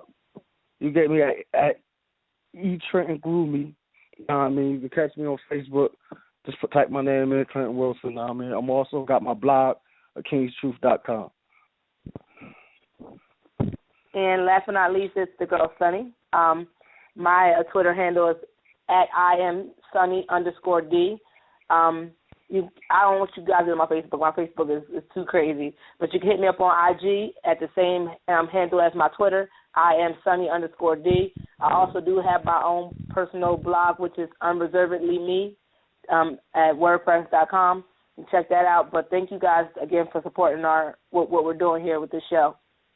And we'll see you next week. And that is the show. Good night, guys.